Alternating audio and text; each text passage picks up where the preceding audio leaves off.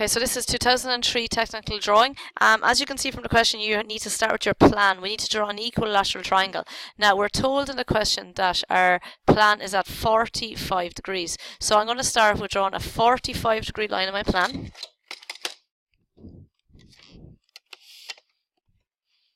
And once I've drawn my 45-degree line, I'm going to measure 80 on it because I'm told it's 80 long. Now, little quick trick in order to get an equilateral triangle. If you want, you can go away and get your protractor and measure your angles, or you can get the length of face in your compass, swing an arc, because this is 80 away, put your point down, swing another arc, 80 away, and that gives us then the other point on our equilateral triangle, so we can draw that. Lovely. Okay, so our next move then is we are told to come down 10 from this point here, and then we've got a 23 up and a 23 down. So I'm just going to measure 10.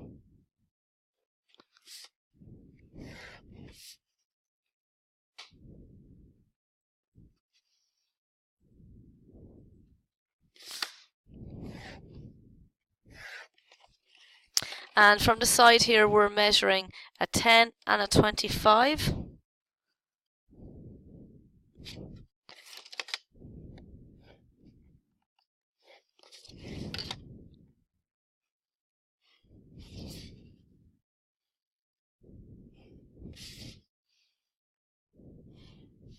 And on my right hand side, I'm coming out 25 from my first point.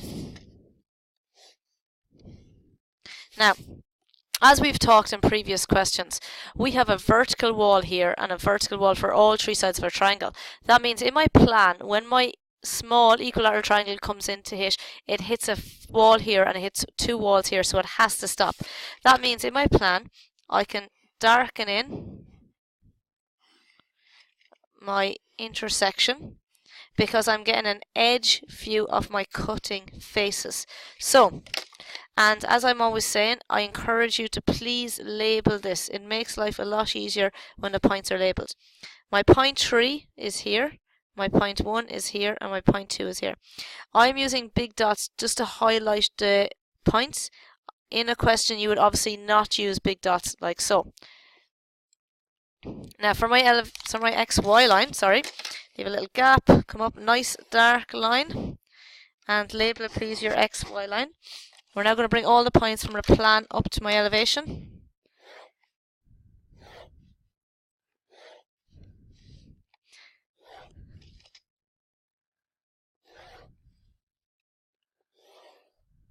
Lovely. Now, my heights are 20, 55 and 20. And from each of those points, I'm going to come across horizontally.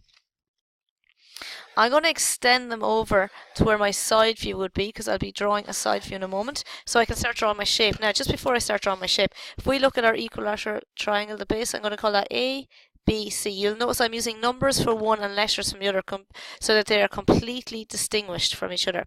So there's A, B, B, C, C. I have 2 and 3 and point 1, and I have 2 and 3 and point 1.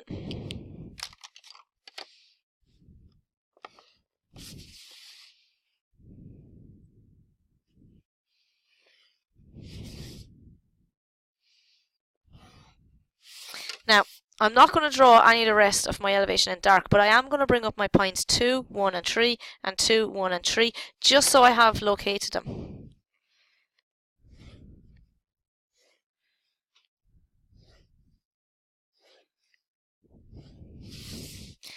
And we're going to use big dots again just to highlight them.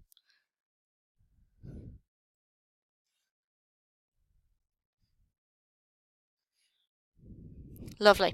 Now we need to get our side view. So for my side view from this point here, we're going to go at 45 degrees. So we're going to draw a 45-degree line. All of my points in my plan are going to come over horizontally. And where they hit my 45-degree line, they're coming up vertically.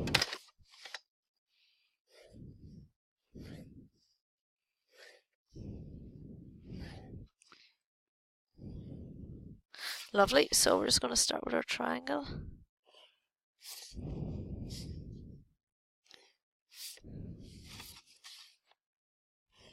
So that's my point 1, 2, and 3. Now AA is going to be this line here on my left, BB is on my far right, and C is in the middle. Sorry, I haven't brought my C point, sorry.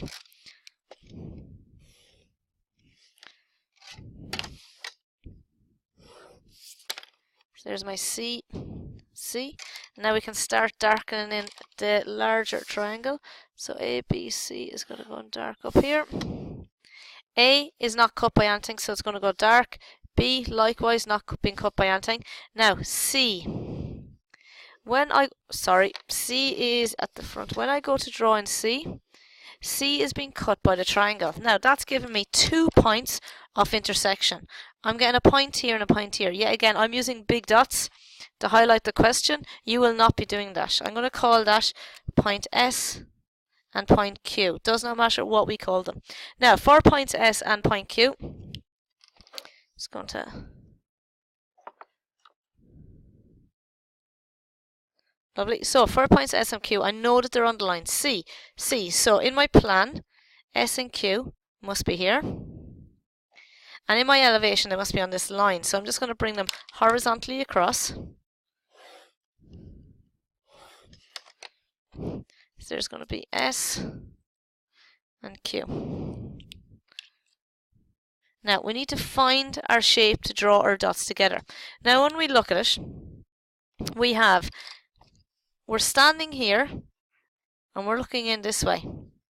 So S and Q are on the left and the left only. They are not on the right. So let's just look at the right side first. 1 going to 3. I am going to see 1 going to 3. Also, when I look in here, I will see 3 going to 3, so that's going to be dark. And I'll see 1 going to 1. That should be dark. 3 goes to 2. There's 3 to 2. We already have a dark line there. 2 goes to 1 at the back. I will not see, so that's going to go dotted. Now, with regards to A has not been touched. However, part of A is to be in hidden detail because it's behind the triangle. Lovely. Now, on our left side, it's a little bit different. 1 goes to 3. I'm going to see 1 going to 3. 3 to 3, I will see. I see that from my plan. And 1 to 1, I'm going to see. Now, 3 goes to Q. Q goes to 2. 2 is over here. That is going to be dotted because I won't be able to see it. 2 goes to S. Will not see 2 going to S. S goes to 1. I will not see S going to 1. Now, C, the line. Between S and Q, it is completely gone. So this portion is gone. C to S is there. However, I will only be darkening the top part because this back bit here is behind the triangle.